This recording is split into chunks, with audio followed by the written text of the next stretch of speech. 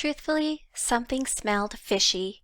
The story of the fisherman and his wife, as told by The Wife, by Jessica Gunderson, illustrated by Gerald Guerlet.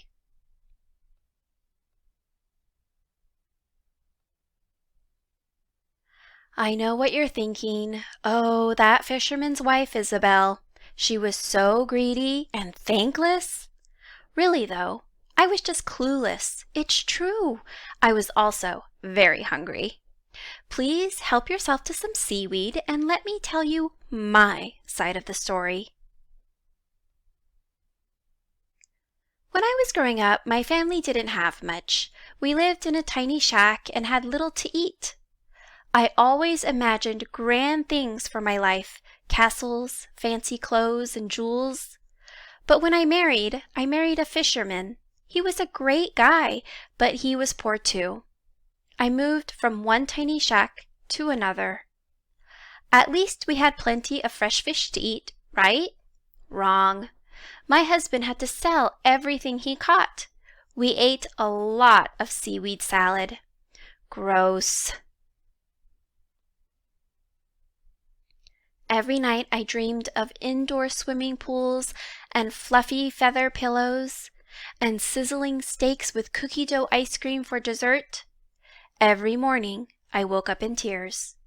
Oh, how I wish we lived in a huge house with a big food-filled kitchen, I told my husband. Would that make you happy? He asked. Yes, I said, but I know it will never be. Guess what? The next morning I woke up in a huge house with a big kitchen, and the kitchen was filled with food. Thank you, husband, for building me this house, I cried. Well, he started. I found a No, I said before he could finish. Don't say another word. It's just perfect. At first, I was happy, but it didn't last. I remembered my childhood dreams of castles and pretty gowns, and I started to feel sad again. Oh, how I wish I lived in a castle, I told my husband. We'd wear the finest clothes every day, and think of the treats we'd have to eat. Bacon-wrapped shrimp and strawberry pudding, roast turkey, and mountains of mashed potatoes. Would that make you happy? He asked. Yes, I said, but I know it will never be. The next morning, I woke up to breakfast in bed. Scrambled eggs, chicken, and 2 stacks of raspberry doughnuts. At your service, Lady Isabel, a maid said. I couldn't believe my eyes. How could this be? My husband couldn't have built a castle overnight, could he? He must have had help, a lot of help. Thank you for building me this castle, I told my husband. But it wasn't, he started. You see, the flound. Hush now, I said before he could finish. Eat your drumstick before it gets cold.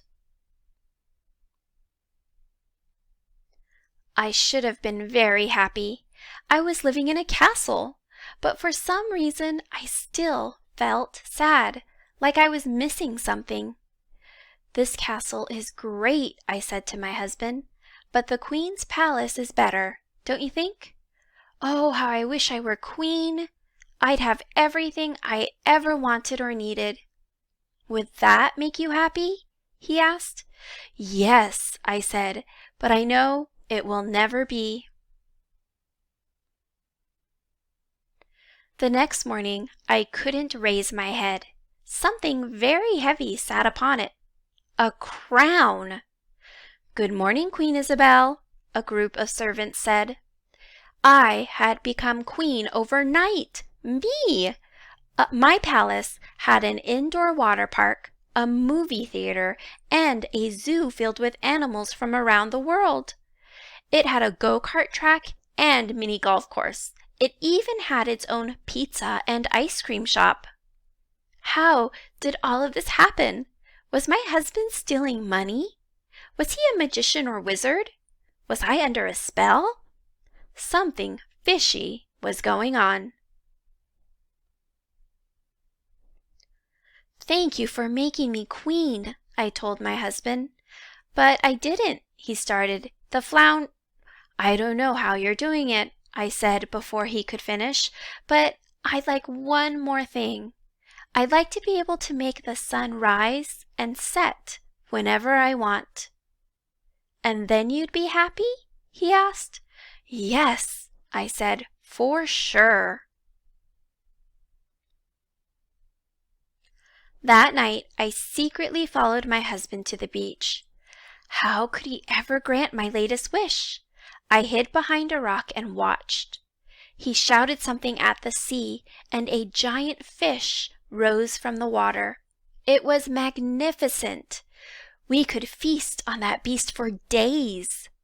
I burst from my hiding spot and scooped up the fish in my husband's net. "No, don't!" my husband cried. But I didn't listen. I carried the fish back to the palace and had my chef fry it up for dinner. As soon as the fish hit the frying pan, my crown disappeared.